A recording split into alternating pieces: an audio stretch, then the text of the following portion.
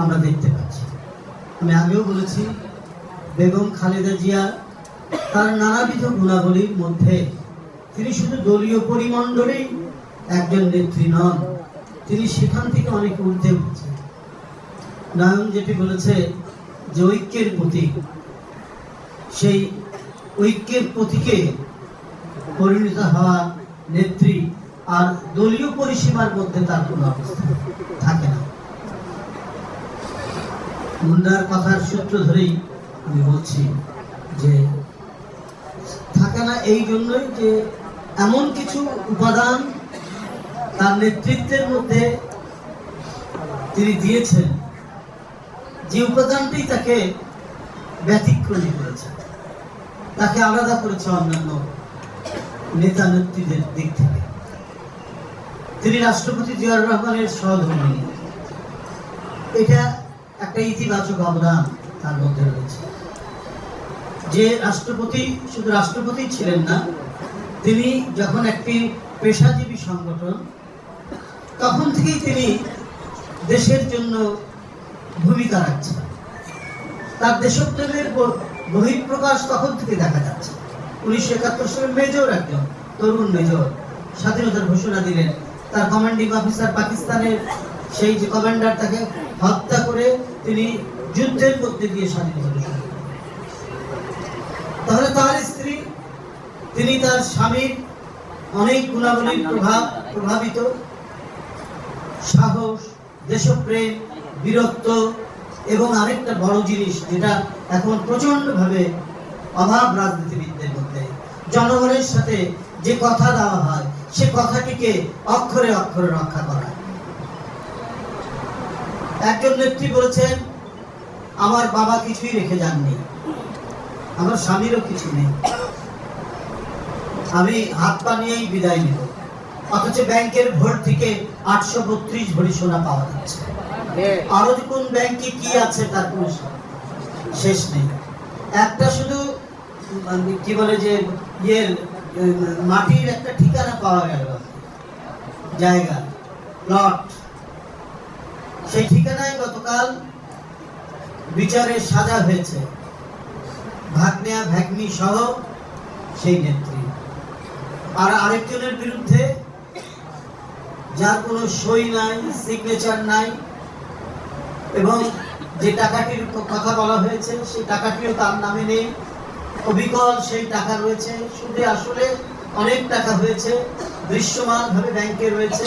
তারপরেও মিথ্যা অজুহাতে, মিথ্যা মামলায় তাকে সাজা দিতে হবে, শাস্তি দিতে হবে, পৃথিবী থেকে সরিয়ে দিতে হবে, নিজের অবৈধ ক্ষমতাকে পোক্ত করতে হবে, ধরে রাখতে হবে, এই কারণে তাকে সাজা দেওয়া। এগুলো কি জনগণ বোঝেনি? বুঝেছে, বুঝেছে যে তাকে অন্যায়ভাবে সাজা দেওয়া হয়েছে। তাকে তার সরকারের দেওয়া বাড়ি, স্বামী মারা যাওয়ার পরে কিচ্ছু নেই, স্বামীর কিচ্ছু নেই, সরকারের দেওয়া যে বাড়িটি, সে বাড়িটি থেকে উচ্ছেদ করে দেয়। মানুষের হৃদয়ে, মানুষের অনুভূতিতে কি এটা আঘাত করবে না? সবার অনুভূতিতে আঘাত করেছে, মানুষের অনুভূতিতে আঘাত করেছে বলেই আজকে যিনি একটি জীবন সংকটে, একটি জীবন সন্ধিক্ষণে, আজকে তিনি বিএনপি দলের অঙ্গ সংগঠন সব থেকে ঊর্ধ্বে উঠে সারা দেশের জনগণের আবেগের কেন্দ্রস্থলে তিনি চলে গেছেন, হাহাকার করছেন। রিক্সায় উঠি, রিক্সাওয়ালা বলে, ভাই ম্যাডাম কেমন আছে? সিএনজিতে উঠি, সিএনজি ওয়ালা বলে, ম্যাডাম কেমন আছে?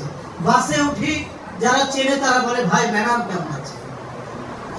এই যে মানুষের অনুভূতি, এই যে মানুষের আবেগ, এই যে মানুষের শ্রদ্ধা একজন মানুষের প্রতি, এটা জনগণের পক্ষে না থাকলে, জনগণের সাথে না থাকলে এটা কোনোদিন অর্জিত হয় না।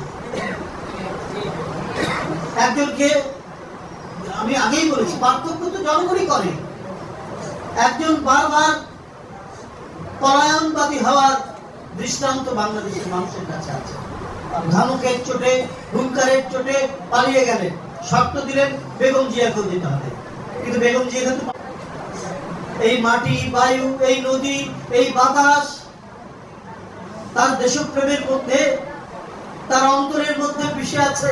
মঈনুদ্দিন ফখরুদ্দিন পারল না তাকে, জেলে গেলেন, জেল খাটলেন, তারপরেও তাকে টলাতে পারলো না, বিন্দু মাত্র টলাতে পারলো না।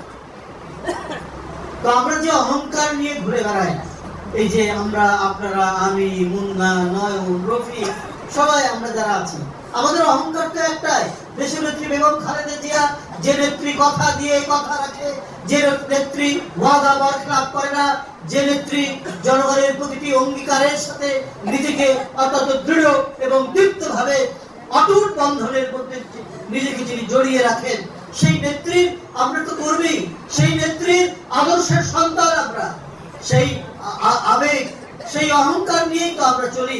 আমাদের নেত্রী, দেশনেত্রী বেগম খালেদা জিয়া এখন সারা জাতির জনগণ মনে করে এই জাতির এক কিংবদন্তি তুল্য নেত্রী বেগম খালেদা জিয়া।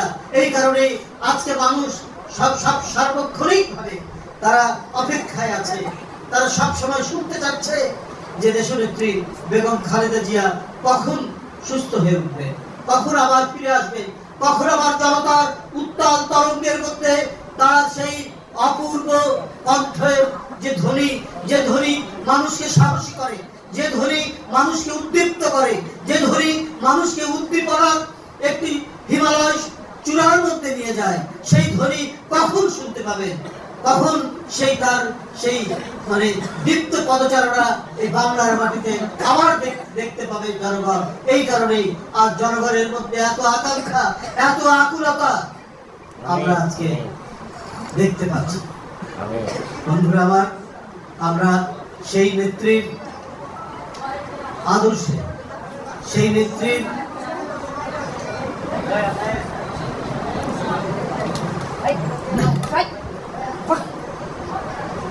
বন্ধুরা আমার, এই পরিস্থিতির মধ্যে আমরা আজকে সবাই উদ্বেগ উৎকণ্ঠার মধ্যে আছি। এই উদ্বেগ উৎকণ্ঠার মধ্যে আমরা সবাই আল্লাহর কাছে দোয়া করছি। আজকে সারা জাতি, সারা দেশের মানুষ আল্লাহর কাছে দোয়া করছে। আমি এখনই হাসপাতাল থেকে আসলাম, এভার কেয়ার থেকে আসলাম। সেখানে ডাক্তারদের সঙ্গে কথা হলো। আমাদের ডাক্তার জাহিদ ভাই তিনি সাংবাদিকদের সঙ্গে কথা বললেন। মানে অনেক সংকট এবং উদ্বিগ্নতার মধ্যে আজকে যেন কিছুটা হলেও একটু মানে আশ্বাস এবং একটু আলোর রেখা আমরা জানতে পারলাম যে তিনি চিকিৎসা দিতে পারছেন, তিনি চিকিৎসা দিতে পারছেন। তাই বন্ধুরা আমার, আমরা আরো আল্লাহর কাছে দোয়া করব, নিশ্চয়ই আল্লাহ তিনি সুস্থভাবে তার মানে সম্পূর্ণভাবে সেরে উঠবেন এবং আমাদের কাছে ফিরে আসবেন। আমি আর বক্তব্য বাড়াতে চাই না। এখানে জাতীয়তাবাদী যুবদলের নেতৃবৃন্দ যারা আজকে এই দোয়ার আয়োজন করেছেন, সকলকে আবারও ধন্যবাদ জানাচ্ছি। আমরা সবাই কায় মনোবাক্যে আল্লাহর কাছে দেশনেত্রীর দীর্ঘ জীবন এবং সুস্বাস্থ্য আমরা কামনা করব। সকলকে ধন্যবাদ। খোদা হাফেজ।